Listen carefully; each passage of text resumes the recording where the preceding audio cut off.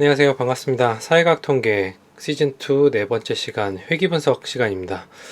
이제 본격적으로 여러분들한테 도움이 될 수 있는 시간이 이제 시작됐다고 얘기할 수 있는데, 대부분의 현재 이제 진행되고 있는 대부분의 연구 석사 기준으로 봤을 때 회귀분석 계열을 가장 많이 사용하죠. 그리고 그 회귀분석 계열의 분석을 좀 더 잘 이해하기 위해서 기본적인 회귀 분석의 이론이라든지 어떻게 해석이 되는지, 결과가 어떻게 해석이 되는지를 이제 알 필요가 있습니다. 이번 시간 같은 경우에는 다른 어떤 챕터보다도 굉장히 중요하다고 이야기를 할 수 있는 게 회귀 분석의 기본 원리를 알 수 있기 때문이죠. 아는 건 여러분 몫이지만 제가 여러분들이 좀 더 쉽게 회귀 분석에 접근할 수 있도록 한번 설명을 잘 해보도록 할게요. 자, 회귀분석 시작하겠습니다. 자, 회귀분석 심플 리그레션부터 먼저 이야기를 할게요. 결론적으로 얘기하면 심플 리그레션은, 그러니까 단순 회귀라고 하는 거는 여러분들 연구에서 사용되지 않아요. 이 단순 회귀는 이 회귀의 기본 이론을 알기 위해서 설명이 되는 부분이에요. 그만큼 사용되진 않지만 굉장히 중요한 부분이라고 이야기를 할 수 있습니다. 회귀 분석은 여기 이제 그림에 보는 것처럼 x라는 독립변수, y라는 종속변수가 있어요.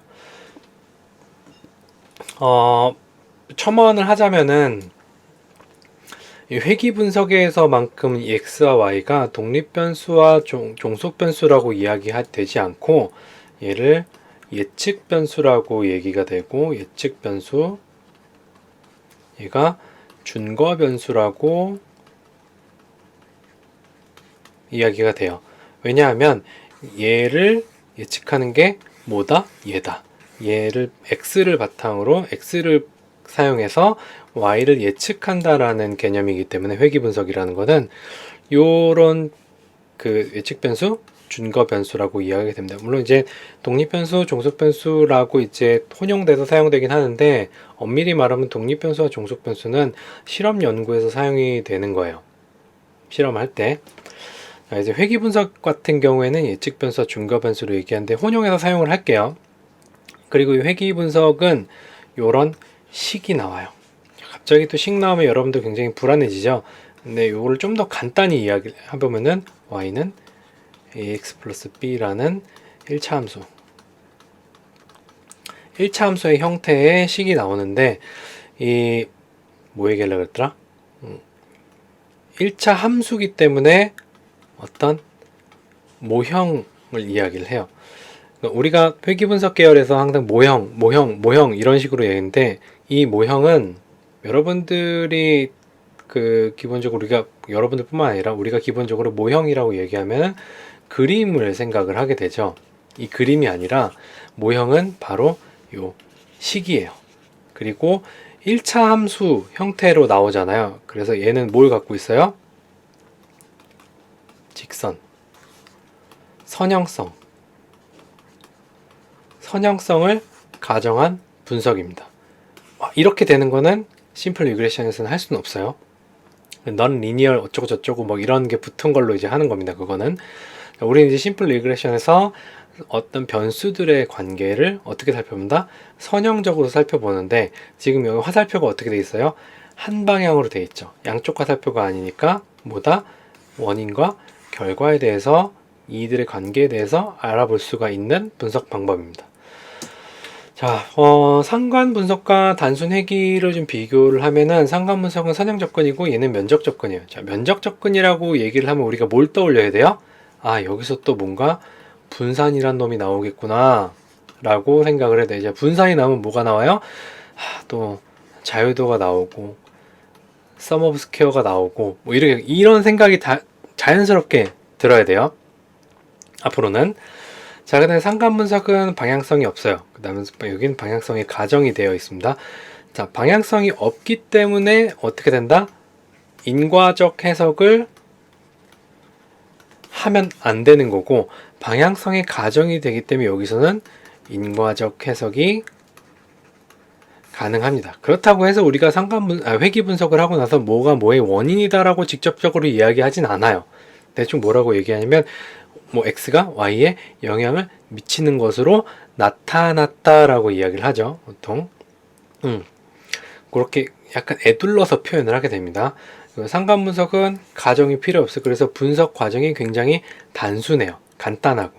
하지만 회귀 분석 같은 경우에는 방향성을 가정을 하고 인과적 해석이 할 수 있기 때문에 많은 가정이 필요해요.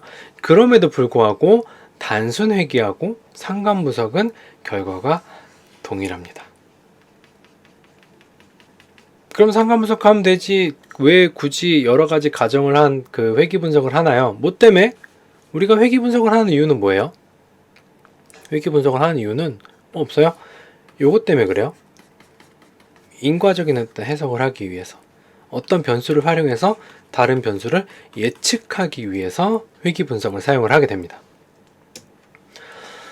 자, 뭐 비교를 하자면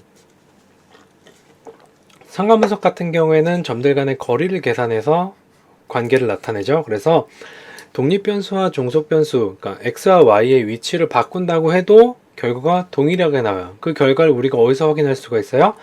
상관 분석을 하면은 상관표가 나오죠. 표 가운데 1111 요 기준으로 이쪽의 결과와 이쪽의 결과가 동일합니다. 그래서 여기 하나를 지워주죠.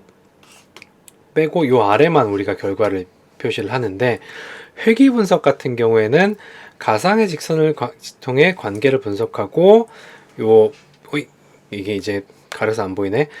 요 IB와 DB, X와 Y를 바꾸는 거에 따라서 회귀식이 다르게 나타나요. 얘를 이제 대칭을 시키면 어떻게 돼요? 뭐 요런 식으로 나오겠죠. X와 Y를 바꾸게 되면은 요거를 기준으로 바꾸게 되면 그렇기 때문에 수학적 인과관계를 나타내요. 그리고 실질적 우리가 인과관계를 이야기할 수 있다고 하지만 실질적인 인과관계는 아니고 가정된 인과관계고 수학적인 인과관계예요. 자, 회귀식이 다르게 요 식은 y는 ax 플러스 b란 요 식을 갖다가 x와 y를 바꾸게 되면은 식이 다르게 나타나죠. 어떤 식이라는 기준이 생기기 때문에 그거에 따라서 관계의 방향이라든지 강도라든지 이런 것들이 다르게 나타나고 그걸 기반으로 해서 인과관계를 이야기할 수 있겠구나라고 우리가 이야기할 수 있는 거예요. 여러분들이 꼭 기억해야 될 거는 그 회귀 분석이 인과관계를 파악할 수 있다고 해서 실질적인 인과관계는 아니라는 거예요. 수학적인 인과관계고 가정된 인과관계예요. 뭐에 가정된? 여러 가지 가정이 필요합니다. 회귀 분석에서는. 자, 회귀 분석에서 우리가 알 수 있는 것들을 한번 뭐 간단히 요약을 해볼까요? 뭐 결론부터 얘기하는 거라고 볼 수 있겠지만 독립변수, 예측변수가 종속변수, 중거변수에 미치는 영향력의 크기를 파악을 하게 됩니다. 이 크기는 뭐를 통해서 알 수 있냐면 베타라는 회귀계수, 얘는 이제 표준화된 회귀계수고 비표준화된 회귀계수는 이렇게 B라서 B는 아니에요. 비표준화된 회귀계수로 영향의 크기를 파악을 하게 돼요. 독립변수의 특정한 값에 대응하는 종속변수의 값을 예측을 합니다. 어떤 값을 예측을 하기 위해서 우리는 어떤 참조하는 변수를 사용을 하게 돼요. 그 참조 변수가 뭐냐면 회귀 분석, 예측 변수, 독립 변수라고 하는 또 다른 x라고 하는 변수를 사용해서 y를 예측을 하는 거죠.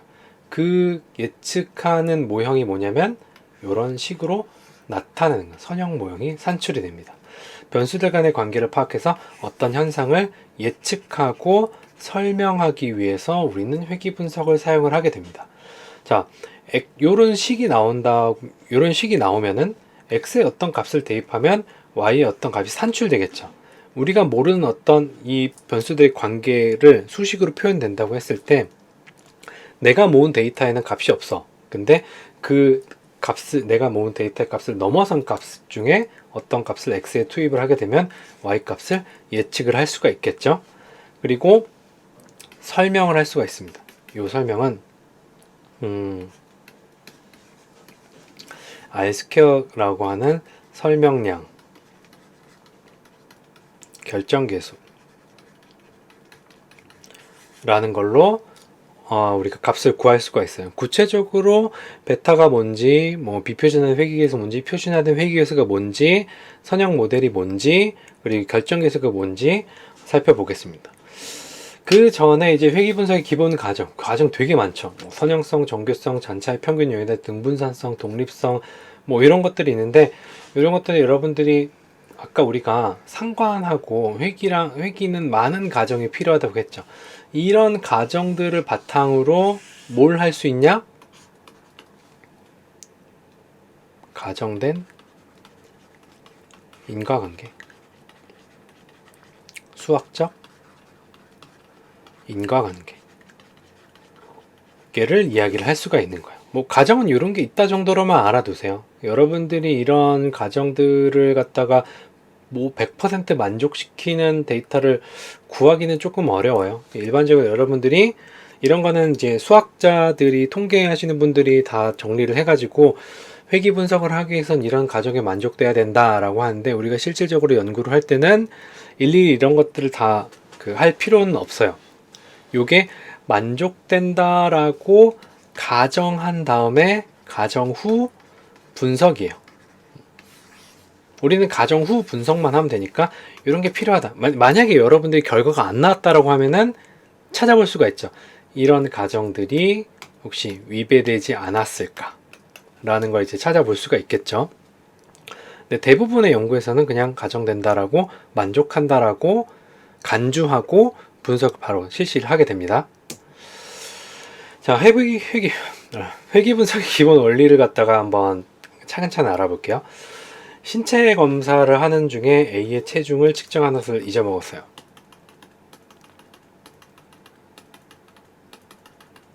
스물다섯 명이 있는데, 예를 들어서 25명이 있는데 이 학생의 체중을 재는 거를 까먹었단 말이에요. 까먹고 지금 이제 이 체중계를 쓸 수가 없어. 쓸 수가 없고 나는 이 학생의 체중을, 내가 반장인데 이 학생의 체중까지 다 구해서 이제 담임 선생님한테 줘야 되는데, 담임 선생님한테 주기 전에 이 체중계가 없어지고 이걸 다시 못 갖고 와요. 좀 극단적인 상황이긴 하지만 얘가 빠짐으로써 나는 담임 선생님한테 혼나게 생겼어. 그럼 어떻게 해야 돼요? 네, 이 표를 위조를 해야 돼요. 위조한다기보다는 뭔가 채워 넣어야 돼요. 수단과 방법을 가리지 말고 채워 넣어야 되는데, 이 A의 체중을 가능한 오차를 적게 하면서 구할 수 있는 방법이 뭘까요? 자, 우리 반이 25명으로 구성되어 있는데 요게 이제 어떻게 보면 우리 반이라는 뭐예요? 전집이 되는 거죠. 우리 반이라고 하는 전집이라고 했을 때 이 A의 체중을 가장 합리적으로 힘 안 들이고 추정하는 방법은 뭐예요?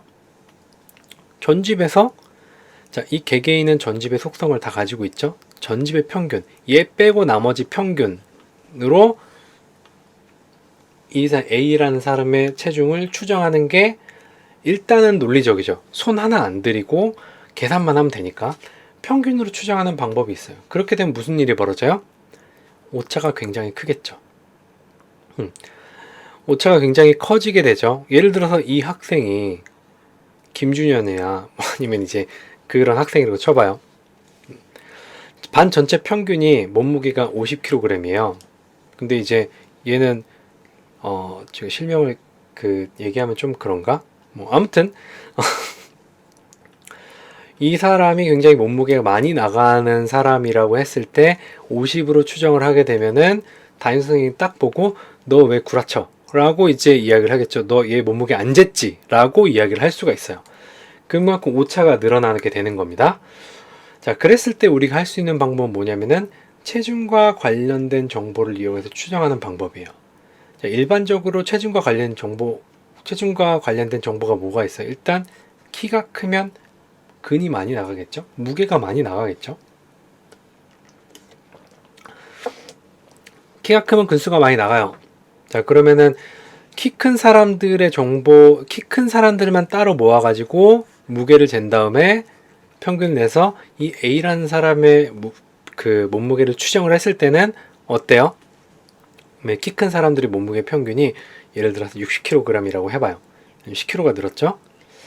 그랬을 때 아까 50kg로 추정했던 것보다는 10kg가 줄었죠. 오차가 점점점 줄어드는. 그러면 이제 아이디어를 내는 거예요. 이 체중과 관련된 정보를 이용해서 뭘 만들어요? 모형을 만들어서 추정을 한다. 그러면 뭐가 나와요? 체중과 몸무게의 관계에 대한 식을 만들어서 뭘 추정한다? 이 Y의 몸무게, X는 뭐예요? 키. 이 관계식을 만들어서 어떤 사람의 키를 집어넣었을 때 이 사람의 체중을 구할 수가 있겠죠. 근데 항상 뭐가 따라요? 오차가 있죠. 우리가 예측하고 남은 값이 있어요. 그래서 이 식이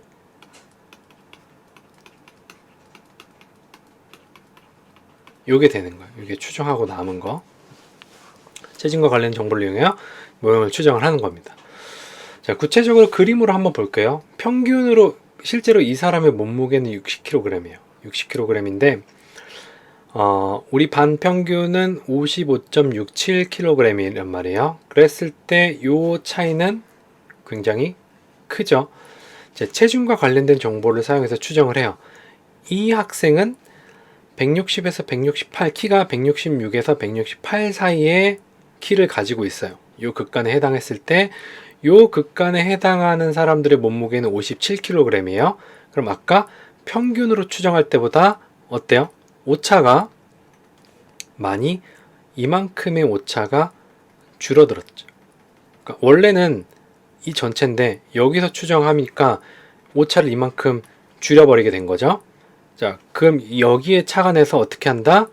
모형을 만드는 거예요. 쫙쫙 다 쪼개서 여기가 다 정규 분포한다라는 가정하에 이 사람의 몸무게를 얘였나? 얘의 몸무게를 추정하기 위해서 167일 때 이 사람 키가 167일 때 몸무게가 어떻게 되냐를 이 수식을 이용해서 추정을 하는 거죠.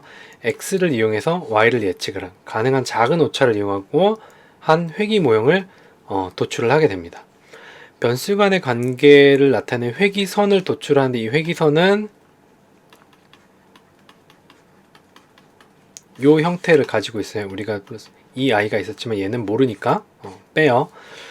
독립변수 X값에 대응하는 Y값을 예측해요. 자, 그랬을 때 여기 X에다가 167을 입력을 했을 때 우리가 추정한 값이 나오겠죠.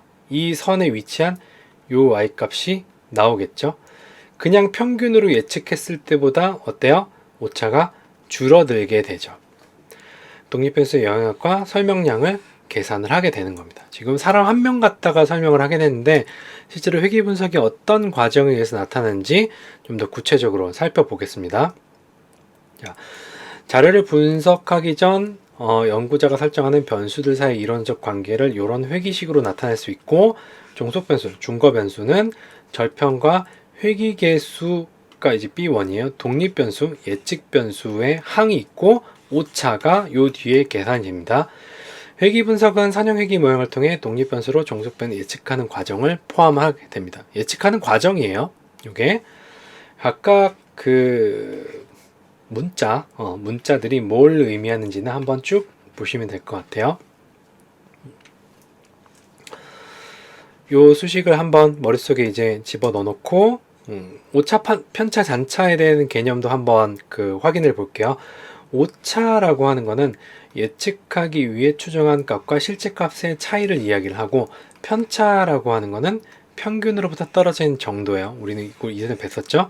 잔차라고 하는 새로운 개념이 나오는데 추정된 값의 차이, 어떤 우리가 무언가를 예측하는 분석을 사용할 때 잔차라는 개념을 사용해요. 이 잔차는 우리가 잔반이 뭐예요? 남은 반찬, 남은 밥을 이야기를 하죠. 잔차는 뭐예요? 남은 차이예요. 뭐하고 남은 차이예요? 자, 우리가 식판에서 밥을 먹고 나서 이걸 다 버릴 때 잔반이라고 얘기하잖아요. 뭐하고 남은 거예요? 먹고 남은 걸 잔반이라고 얘기하죠. 예측하고 남은 걸 뭐라고 하냐? 잔차라고 해요. 우리가 어떤 x라는 변수를 사용해서 y라는 변수를 예측을 한단 말이에요. 그러니까 키를 사용해서 몸무게를 예측을 하는데 예측을 하지만 그럼에도 불구하고 아직까지 예측되지 못한, 그러니까 설명하지 못한 부분이 있죠. 예를 들면 어떤 부분이에요? 키만으로도 우리가 몸무게를 설명하지 못해요. 가장 좋은 건 뭐예요? 허리 둘레를 재는 거예요. 허리 둘레를 사용하게 되면은 또 그만큼이 설명이 되겠죠. 차이를. 그러니까 여러 가지 변수들을 계속 투입하면서 이 오차를 계속 줄여 나갈 수가 있어요. 그래서 여러 가지 변수들을 계속 더 많이 투입하는 회귀 분석이 뭐냐면 그게 중다 회귀 분석이에요. 여기서는 그걸 다루진 않을 거예요. 단순 회귀 분석이니까 변수 하나만 가지고 우리가 설명할 거예요. 왜냐면 중다 회귀 분석은 굉장히 복잡하기 때문에 중다 회귀 분석부터 하면 여러분들 머리가 터질 수도 있어요. 간단하게 변수 하나만 갖고 우리가 회귀 분석에 대해서 이해를 해보겠습니다.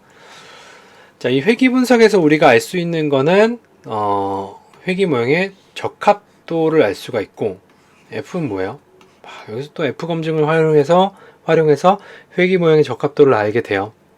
학생들이 가장 이해하기 어려운 부분이 이 회귀 모형의 적합도인 것 같긴 한데 한번 간단하게 이야기해 보도록 할게요. 결정계수, 요거는 R2라고 그러고 독립변수 X에 의해서 예측변수, 설명되는 종속변수 y의 비율이에요. 우리가 키로 몸무게를 얼마나 설명할 수 있는가? 키로 몸무게를 얼마나 설명할 수 있는가? 요 얘기를 하는 거예요. 일단 회귀계수.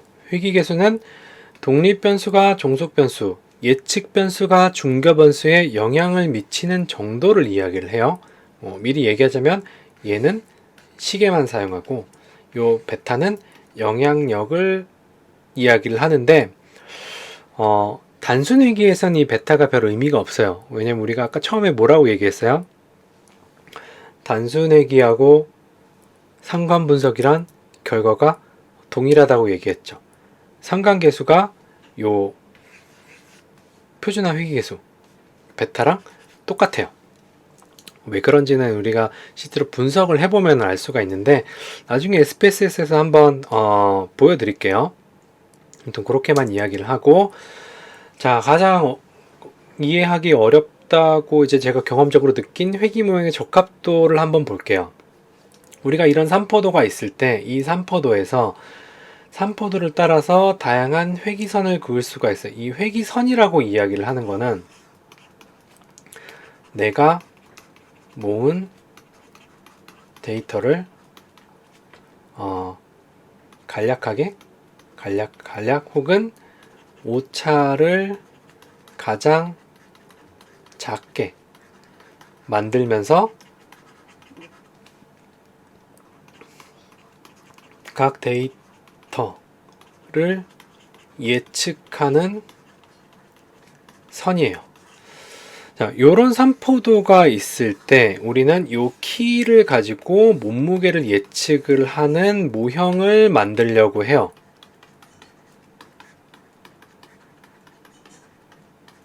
모형을 만들려고 한단 말이에요.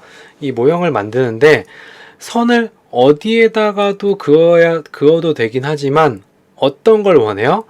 어떤 회귀선을 딱 그었을 때, 이 모형을 요약하는 어떤 선을 딱 그었을 때 이 회귀선이 모든 데이터에 대해서 어떻다? 오차가 가장 작은 회귀선이어야 돼요. 그래야지만 이 모형, 이 데이터를, 내가 모은 이 데이터를 가장 잘 예측하는 회귀선이라고 이야기를 할 수가 있겠죠. 그 가장 잘 예측하는 회귀선이라고 하는 게 뭐다? 최적 회귀선이다 라고 합니다. 삼포도의 정중앙을 통과하는 회귀선이 최적 회귀선인데, 자, 정중앙 뭐예요? 우리가 평균이라고 얘기를 할 수가 있어요. 쉽게 설명해서 정중앙인데 아까 우리가 여기에 요 그림보다는 이게 낫겠다. 요 분포를 다 그렸잖아. 이 분포에 평균점을 따라라라라락 이었을 때 나타나는 회귀선이 뭐냐? 최적 회귀선이에요. 자, 다시 돌아와서 개별 관측치들과 환출된 회귀선 간의 거리가 최소화된 회귀선. 우리가 만든 이 회귀선은 어떤 특성을 가져야 되냐? 우리가 만든 이 회귀선은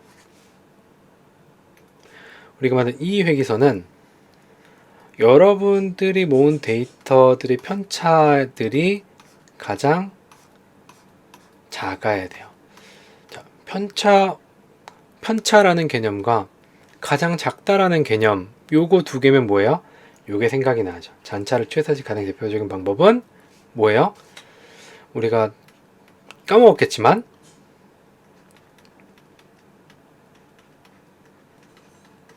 요게죠. 편차를 구할 때 어떤 값에서 개별값의 차이를 구할 때 평균, 그러니까 편차의 제곱합은 뭐다? 0이 아니면서 가장 작은 값이다라는 걸 우리가 분산에서 배웠어요. 그리고 실제로 엑셀을 가지고 확인했었죠. 적합도 측정치 잔차를 최소화시킨 회기선을 구하는 방법은 최소 자승법을 활용한 방법이고, 적합도 분석을 통해 회기식의 통계적 유의성을 검증해요. 이 말이 뭐냐면은 적합도 분석이라고 하는 거는 회기선의 적합도는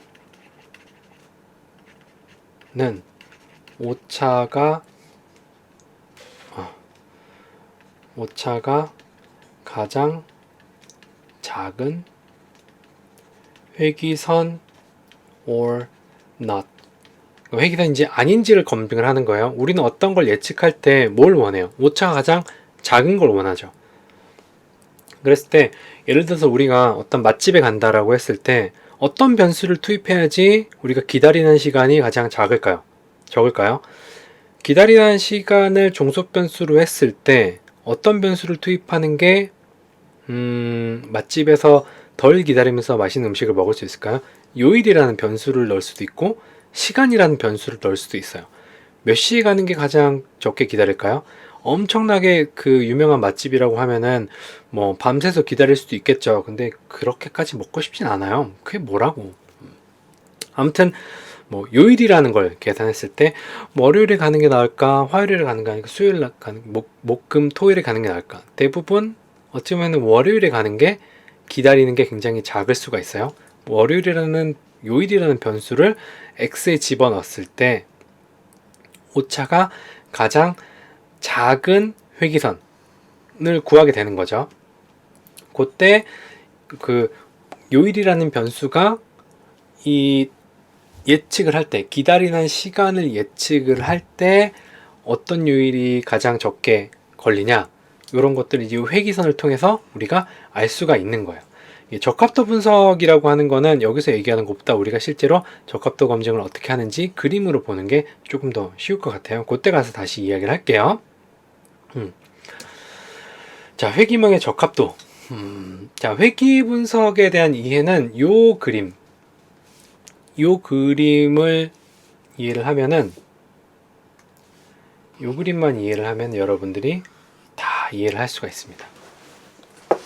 분산 분석에서는 뭐만 기억하면 돼요?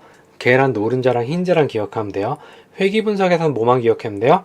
요 그림만 기억하면 돼요. 요거는 제가 그 계란 노른자로 어떻게 뭐 만들 수도 있긴 한데 다른 식들이 있어가지고 이렇게 만들었습니다.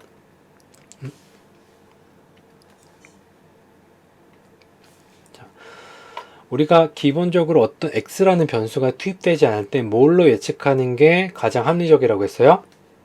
요 평균으로 예측을 하는 게 가장 합리적이라고 했어요.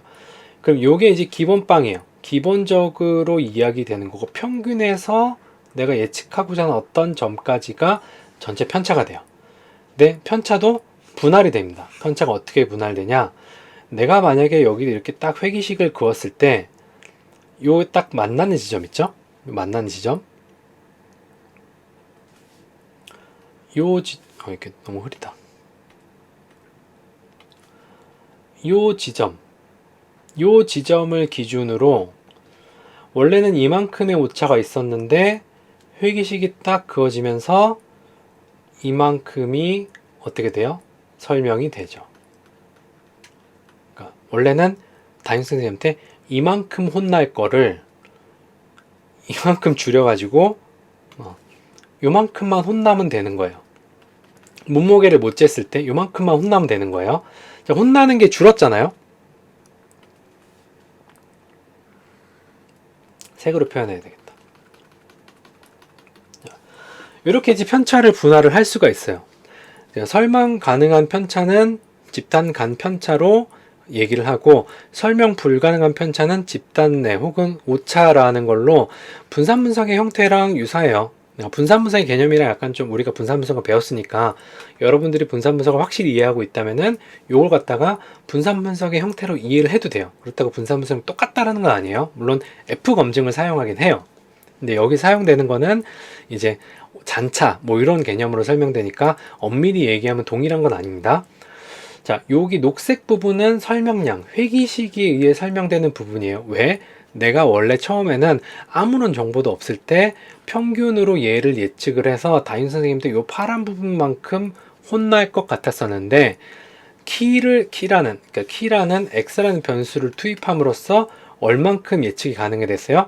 요만큼을 내가 예측할 수 있게 됐어요. 그래서 요만큼은 내가 담임 선생님한테 안 혼나는 부분이에요. 그럼에도 불구하고 어느 정도 오차가 나기 때문에 이 내가 실제로 예측하고자 하는 애는 여기에 있기 때문에 이만큼의 오차, 잔차, 예측하고 설명되고 남은 부분 이만큼, 그러니까 원래는 10대 맞을 것 같다가 5대는 세이브하고 5대만 맞게 되는 거예요.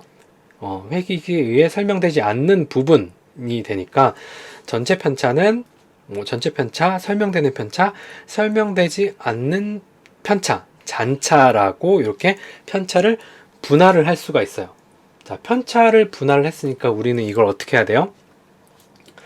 이 회귀식은 뭐를 기준으로 구한 거예요? 이걸 갖다가 여기 전부 다 정수 단위로 쫙 쪼개갖고 모형을 만들어서 이 평균을 갖다 쫙 이은 거란 말이에요. 그래서 선을 한번 그었을 때 과연 이 선이 내가 나의 데이터를 잘 설명하냐, 잘 설명하지 않느냐를 구하기 위해서는, 자, 설명하는 게 많아야 돼요, 적어야 돼요? 자, 그럼 설명하는 게 많아야 되겠죠. 그럼 요 빨간색, 녹색, 파란색 부분 중에 어떤 부분이 커야 돼요? 녹색 부분이 커야 돼요. 빨간색 부분은 작아야 되고, 그 개념을 F 검증으로 우리가 생각을 해봤을 때 얘가 독립변수에 의한 효과, 독립변수에 의한 분산, 지금 아직 편차 개념이지만 그런 분산 개념으로 옮기게 되면은 뭘 구할 수가 있어요? F 값을 구할 수가 있겠죠. 자, 우리가 회귀모형의 적합도를 구할 때, 그냥 우리가 분산을 구할 때는 이거를 제곱해가지고 분산을 구했잖아요. 회귀모형의 적합도의 그 분산을 구할 때는 어떤 변수가 투입됐기 때문에 기울기가 있는 직선이 돼버려요. 자, 설명한 값과 남은 값이 있겠죠. 평균이 여기 이렇게 쭉 있을 때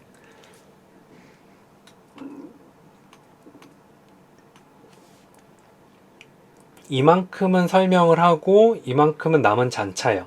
잔차들을 갖다가 다 제곱 할 수 있겠죠. 그 다음에 설명한 부분을 다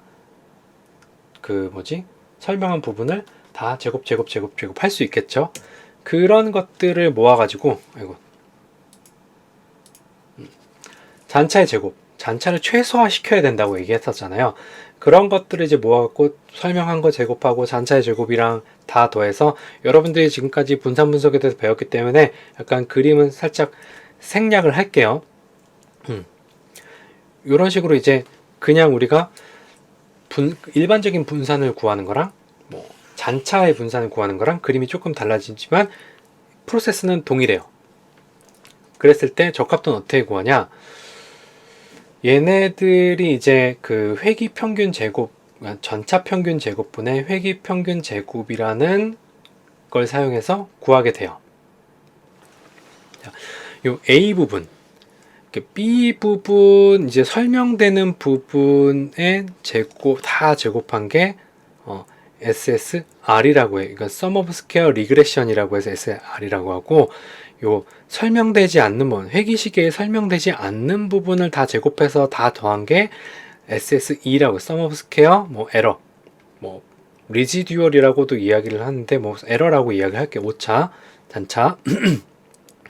그랬을 때 설명되는 부분이 요거 우리가 맨날 여태까지 계속 봤던 형태잖아요. 에러분에 설명하는 거, 오차분의 효과, 뭐 이렇게 이제 설명을 하게 되죠. 얘를 갖다가 뭘로 나눠요? 자유도로 또 나눠줘요. 자유도로 나눠주면 회기평균 제곱과 잔차평균 제곱이라는 게 나옵니다. 잔차평균 제곱이라고 하는 거는 이 회기선이 지나가는 거에서 요 설명하고 남은 것들이 다 제곱해서 더해진 걸 뭘로 나눠? 자유도로 나눠진 거예요. 그 다음에 요 회기평균 제곱은 설명한 부분 있죠. 설명한 부분을 제곱하고 해가지고 얘네들을 다 더한 부분을 이야기를 하는 거예요. 자, 회기식이 설명하는 정도가 회기식이 설명하지 못하는 정도의 몇 배인가를 나타내는 통계량인데 요게 검정 통계량 F값으로 계산이 돼요. 여기서 뭐가 크면 좋은 거예요? 회기평균 제곱이 크면 잔차평균 제곱은 작고 그럼 얘가 F값이 커지겠죠. 이 F값은 우리가 그 분산 분석에서 사용했던 F검정이랑 동일해요. 근데 여기서 분산 분석에 사용했다는 건 뭐예요? 독립변수의 분산과 그 다음에 우리가 통제하지 못한 여러 가지 변수들 오차 분산의 비율로 구했죠. 근데 회기 분석에서 회기 모형의 적합도는 뭘로 구하냐? 잔차 평균 제곱, 우리가 예측하려고 해서 회기선을 만들어서 예측을 했지만 예측하지 못한 부분의 분산과 예측을 한 부분의 분산, 요걸 가지고 요 비율을 구해갖고 F값을 구하는 거예요. 그래서 F 임계치를 F값이 넘어가게 되면은 뭐가 나와요? 회기 모형이 적합하다라고 이야기를 하는 거예요. 그 회기 모형을 검증을 할 때 연가설은 회기 모형이 적합하지 않다가 되는 거고 대립가설은 회기 모형이 적합하다가 되는 겁니다. 그랬을 때 회기 모형이 적합하지 않은 확률을 구했는데 이 확률이 엄청 작아. 그래서 연가설을 기각하고 대립가설을 수용하게 되는 겁니다. 이런 것도 이제 가설 검증의 원리가 여기에 들어가는 게 되는 거예요. 이야기가 조금 어렵게 생각이 되면은 좀 더 간단하게 얘기하면 회기모형의 적합도라고 하는 건 우리가 적합한 회기식이다 라고 하는 거를 적합한 회기식이다를 이야기를 하려면은 어떻게 해야 돼요? 설명을 잘 해야 되죠. 설명하는 부분이 많아야 돼요. 설명하는 부분이라고 하는 거는 이 전체 편차, 우리가 평균을 기준으로 어떤 특정 값을 예측을 했을 때, 또 특정 값이 아니지만 이 값을 다 예측을 했을 때 엄청나게 큰 편차가 나오게 되죠. 이 편차를 줄이기 위해서 우리는 뭘 사용했어요? x라는 변수를 사용해서 회기식을 하나 그렸어요. 회기식을 그렸는데 이 회기식이 적합하기 위해서는 뭐가 필요하다? 이 회기식에 의해서 설명되는 부분, 이렇게 데이터 하나만 가지고 설명을 하는 거예요. 이 설명되는 부분이 크면 클수록 설명을 많이 하게 되는 거죠. 자, 이 전체 편차는 정해져 있어요. 정해져 있고 이 부분이 점점 늘어나면 늘어남에 따라서 뭐가 줄어들어요? 뭐가 줄어드냐면 선생님한테 맞는 양이 줄어들게 되겠죠. 자, 얘가 커지면 커질수록 설명을 더 잘하는 회기식이에요. 그게 뭐다?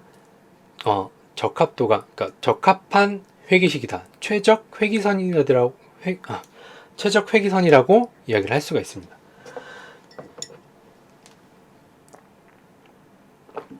그걸 구하는 과정에서 우리가 뭘 또 이용한다? F 검증을 이용을 하는 거예요. 분산 분석에서 이용하는 F 검증은 독립변수에 의한 효과랑 오차 분산을 이용하는데, 회기 분석에서 이제 이 회기 모형의 적합도를 이용할 때는 잔차 평균 제곱과 회기 평균 제곱을 이용해서 이 회기 모형이 적합한지 않은지를 통계적으로 검증을 하게 되는 거예요. 실제로 우리가 그 회기 분석을 사용할 때 회기 모형의 적합도는 그냥 넘어가요. 왜냐하면 대부분의 회기 분석에서 회기 모형의 적합도는 다 유의하기 때문에 그냥 안 보고 넘어가긴 하는데, 이 부분은 여러분들이 저희가 나중에 통계 분석 실습할 때 SPSS 가지고 어떤 게 이걸 얘기하는지 한번 다시 설명을 해줄게요. 그러니까 이해가 안 되면 일단은 회귀 모형의 적합도가 뭘 의미하는지 이렇게 외우면 돼요. 우리가 어떤 변수를 가지고 y를 예측을 할 때 회귀식을 하나 구하게 돼요. 근데 이 회귀식이 y를 잘 예측을 하려면은 어떻게 해야 돼요? 설명하는 부분이 커야 돼요. 그리고 우리가 설명했음에도 불구하고 항상 뭐가 남아요? 오차가 남아요. 그 오차를 우리가 뭐라 그러냐면 잔차라고 해요. 왜냐하면 설명하고도 남은 부분이기 때문에 얘를 잔차라고 설명하는데, 이 회귀식에 대해서 모든 점들이 가지는 그 설명하는 부분과 잔차 부분으로 다 구성이 되어 있죠. 여기서 얘를 예측할 때도, 이 점을 예측할 때도 다 이 평균에서 추정할 때하고 설명하는 부분과 그 설명하고 남은 부분이 다 나눠지게 돼요. 얘네들을 다 제곱해서 더하게 되면은 우리가 항상 분산해서 배웠던 자승합이라는 것을 각각 구하게 되고, 각각 어떻게 구하게 된다? 설명되는 부분의 자승합과 설명되지 않는 부분의 자승합으로 나눠지게 되죠. 이 자승합을 자유도로 나누게 되면은 분산이 구해지게 돼요. 이 분산 비율을 뭐냐면, 잔차에 대한 분산은 잔차평균 제곱이라고 얘기하고, 설명한 부분에 대한 분산은 회귀평균 제곱이라고 하게 돼요. 그랬을 때 얘네 둘의 비율을 구하는 F값을 구하게 되면, 뭐가 더 많은지, 설명하는 부분이 많게 되면 F값이 굉장히 커지겠죠. F값이 커지게 되면은 이 회귀선이 통계적으로 유의하다, 잘 설명하는 회귀선이다라고 우리가 결론 내릴 수 있게 되는 거예요. 실질적인 데이터랑 같이 설명을 해야 되는데 그게 이제 설명이 안 돼서 조금 아쉽긴 하지만, 뭐 그렇게 이제 외워두면은 일단은 외워두세요. 그렇게. 너무 흥분했나?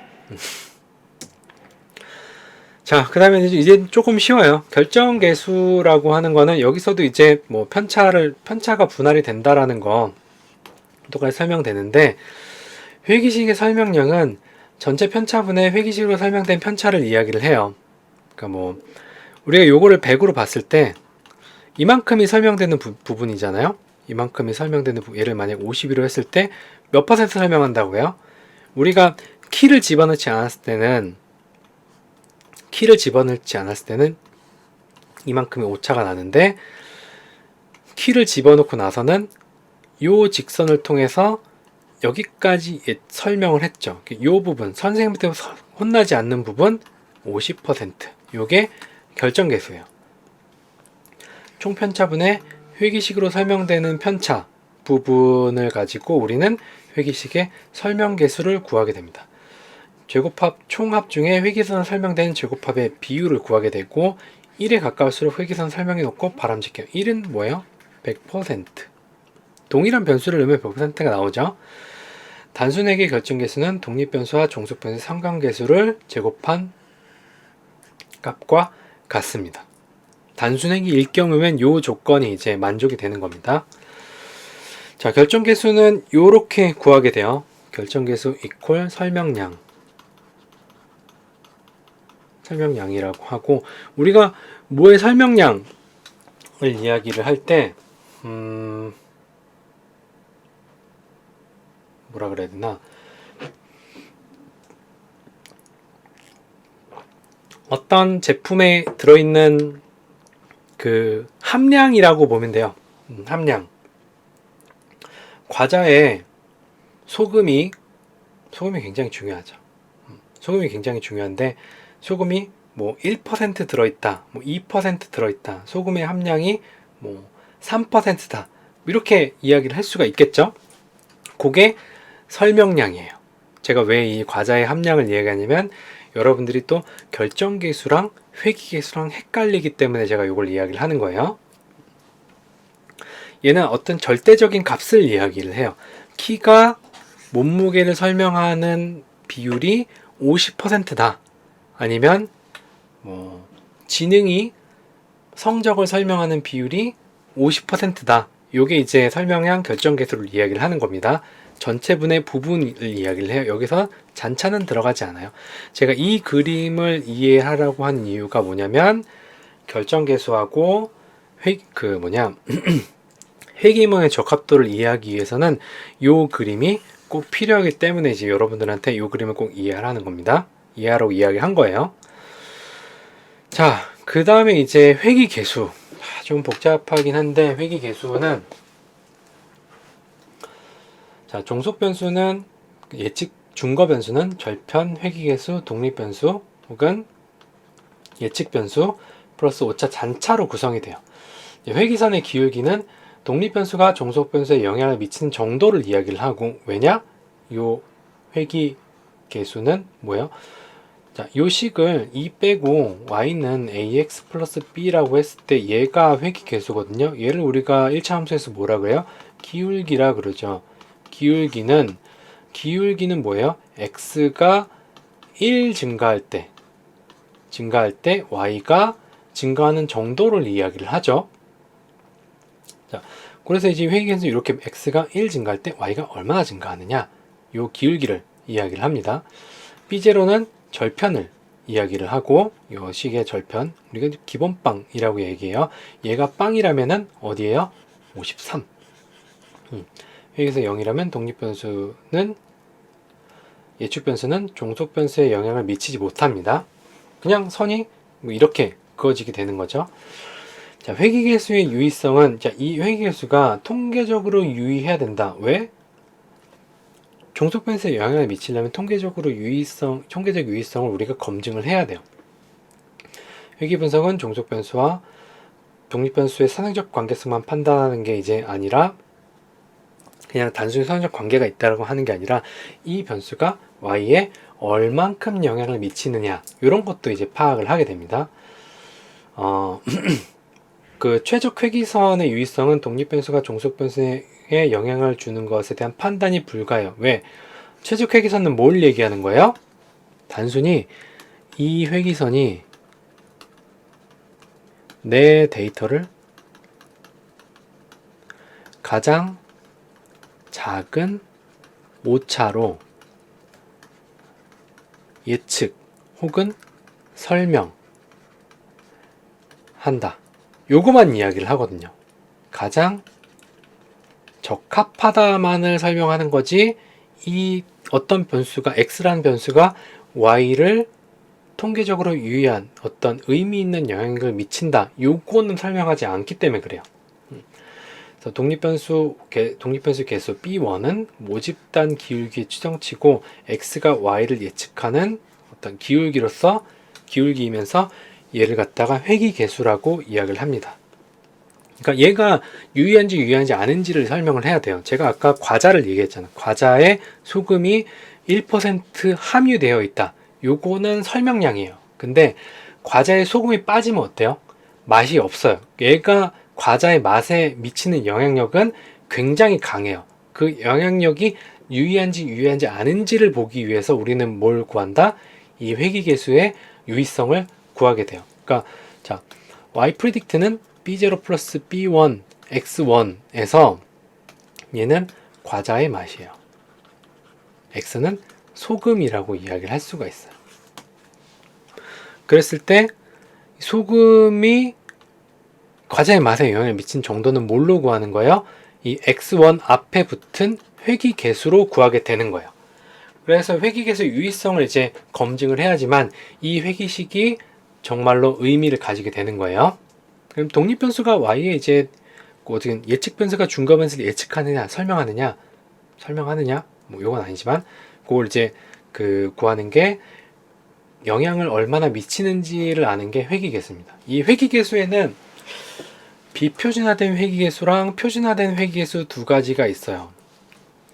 비표준화된 회기계수는 독립변수의 원점수를 이용해서 종속변수의 원점수를 예측하고자 하는 경우 사용돼요. 어떨 때?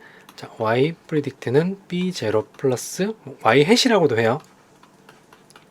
이라는 요 회기식의 이 개수가, 그러니까 직접적인 개수를 얘기할 때 요 비표준화된 회기계수를 사용을 하게 됩니다. 근데 문제는 영향력의 크기를 알 수는 없어요.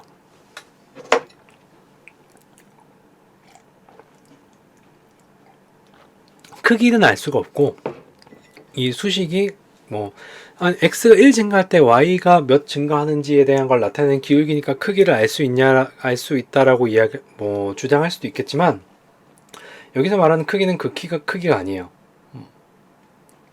그 키가 뭐냐면, 이 베타를 설명하면서 그거를 이야기를 할 수가 있는데, 좀 이따가, 그리고 요 B라고 하는 비표준 회귀에서는 크기의 상호 비교가 불가해요.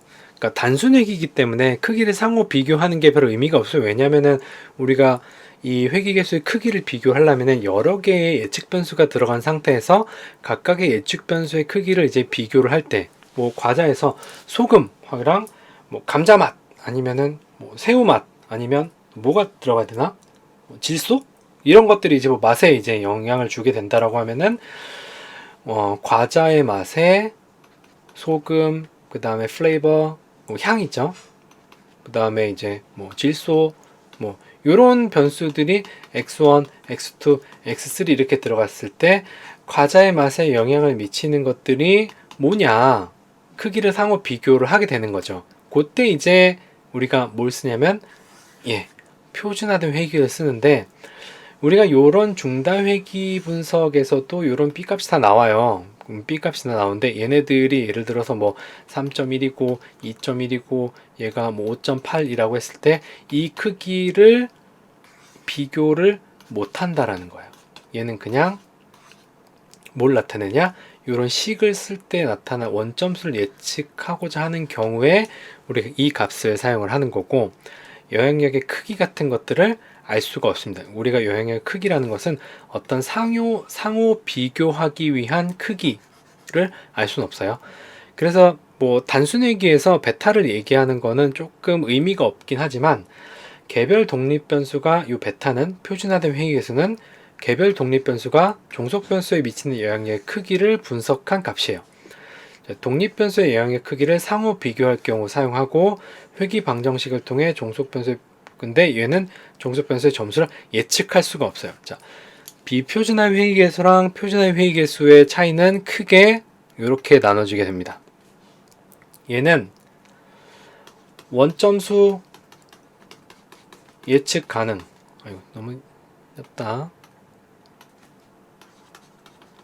원점수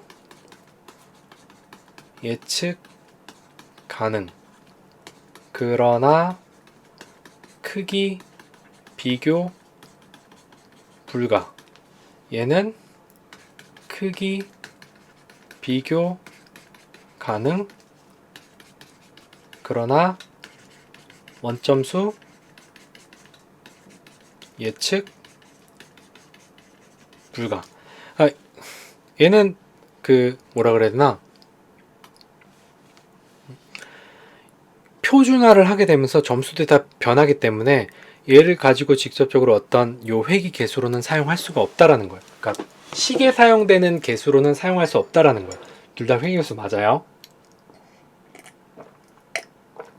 그리고 이 회귀 계수가 유의한지 유의하지 않은지에 대한 검증도 이루어져야 돼요. 뭐 그거는 SPSS가 다 해줘요. 유의하냐 유의하지 않냐. 이게 무슨 의미가 있냐, 뭐 예를 들어서 우리가 키를 가지고 몸무게를 예측한다고 했었잖아요. 키가 몸무게를 예측할 수 있는 주요한 변이라고 생각이 돼요. 그래서 회귀식을 그렸어요. 회귀식을 그렸는데 회귀 모양도 이제 적합하게 그리게 됐단 말이에요. 가장 작은 잔차를 내면서 예측할 수 있게 됐는데, 이 영향력이 의미가 없어요. 굉장히 미미하게 영향을 미친다라고 하면은 회귀계수, 표준화된 회귀계수가 어떤 영향력을 이렇게 해석할 수 있어요. 키는 몸무게를 예측하지 않는다라고 이해할 수 있죠. 영향력이 작다라는 거. 영향이 작다라기보다는 영향력이 유의하지 않다. 이 베타 값이 유의하지 않으면은 키는 몸무게를 유의하게 예측하지 않는 것으로, 예측하는 데 있어서 통계적인 유의성이 없다? 유의한 결과가 나타나지 않았다? 뭐 이런 식으로 이야기를 할 수가 있겠죠. 뭔가 좀 이런 식으로 이제 단순 회귀 분석은 이런 식으로 사용하진 않아가지고 키 몸무게는 좀 그러니까 다른 걸로 한번 해볼게요. 뭐 불안도 조금 식상한데 뭐가 있을까?